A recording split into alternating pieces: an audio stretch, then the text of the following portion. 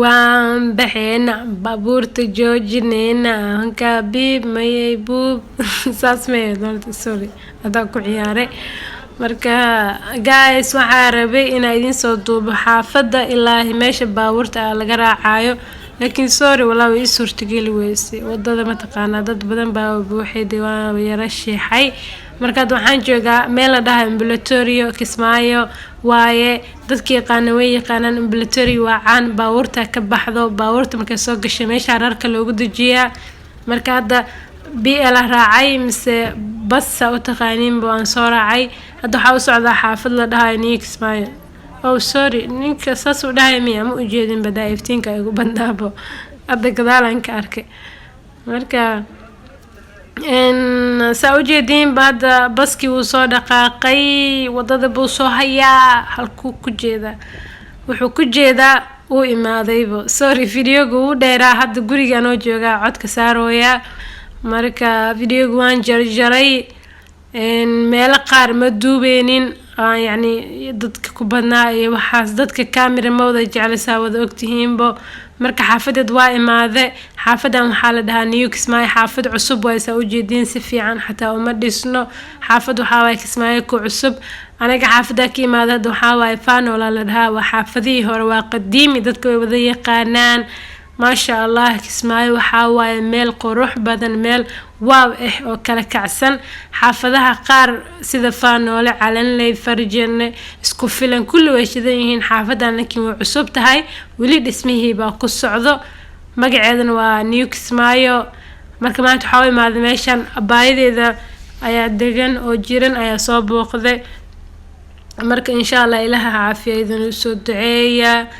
marka saa u jeedin hada wadadii iska marmarooya ma jeedin oo kaligeyga waaye meeshan tukaamo baa laga rabaa malaha ma garanayo ma fahanteen marka soo dhawaada guys waa maasantiin sida quruxda badan leh oo markasta ay la socotiin marka hadana dhinacaas iyo guriga baayaan si socdaa baawurka yani meel kale kaga soo degay marka baawurka soo degtidna ina xaafada cabaar ina u soo lugaysid waaye marka saa u jeedin ma sha Allah xaafadan hada ayada dhismaha ku socdo wili lama dhameystirin wili dhismaha ku socdo wallahi waxa way Kismaayo meel shidan waayo ma sha Allah aan meel badan waa tagay Kismaayo wallahi hadana waa ka maarmi waa Kismaayo wallahi qalbigeyga ku taala sababtay meesha ku dhashtay dhan waayo xudunteeda ku duugantahay wadankiina waa kana saan u qurux badan yahay dhista imaada nabada ka jirto dadka meelahaas ku maqan wadankiina ku soo noqda wadankiina maalgashta wadamadaas dibadaha idinka iska maleedin dad iskale dad baa maalgashtay dad baa ku dhafro ku dhidide dalkiina iyo dhulkiina ma fahanteen meela qaar dhisma ku socdo meela qaar waa la dhisay laakiin qof kastana tabartiisu ay Soomaaliya dhan like qurux ma wadaan ma fahanteen wadamada yani quruxda aad u moodiin aad ku faanaysiin nin baa dhisay idinkana haddana waa imaaday gaasiya warkii idinku daalinin xaafada u socdo waa imaaday xaafada baay hadda waa imaaday